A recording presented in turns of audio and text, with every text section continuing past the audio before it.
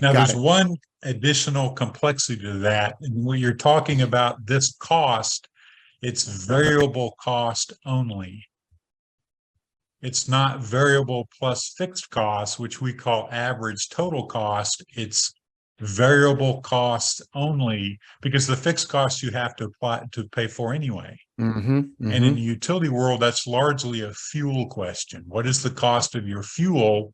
And so solar and wind do really well in that because they have no fuel cost. Right. But it's important to remember when you say solar and wind is the cheapest, that if you had a diamond encrusted gold plated windmill, it would still be the cheapest for variable cost.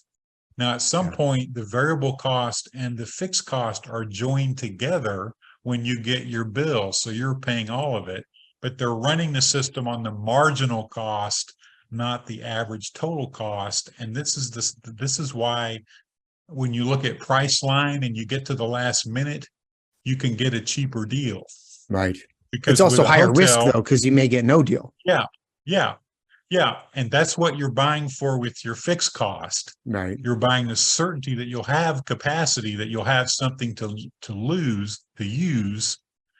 And the night before, if there's a vacant room, they don't need the total average cost. They're better off if they sell for less than that, as long as they're covering their variable cost, which in that is going to be a little bit of electricity, time on the cleaning crew, a little bit of wear and tear. But the Right. mortgage, the big cost in a motel, they have to pay whether the room is empty or full.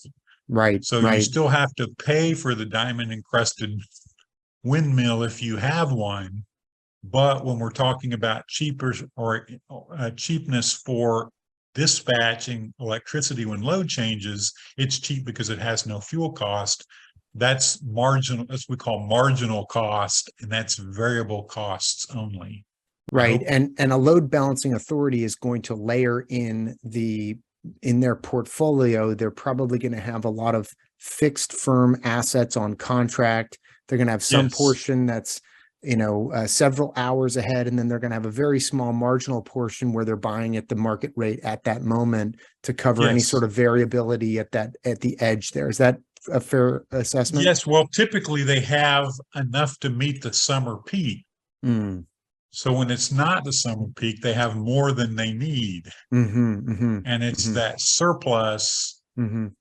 that drives that buying and selling. That happens, but it's the surplus. But then when you have an RTO like MISO that goes from New Orleans all the way to Winnipeg, Manitoba, north of Minnesota and North Dakota, then you get benefits because the summer peak, they're going to have extra in Minnesota. And during the winter, if you have a normal weather pattern, then the South's surplus can be sold to help them meet their load when it's colder. So the geographic diversity helps you. When that's another reason a bigger footprint saves you more. Well, I mean, Now you're that would make an argument for a federal national grid network because, one could potentially take sun of Arizona and yes. service Maine. Well, but it's limited by the transmission system. Right, right, right. But assuming And that that's you why the actually get FERC has smart. emphasized you want it to be closer. It can be done that way, but you ideally want it to be closer. But the value of the size of the network is the key driver of FERC's transmission policy. Got it. Now, your Okay. second thing there is a load serving entity.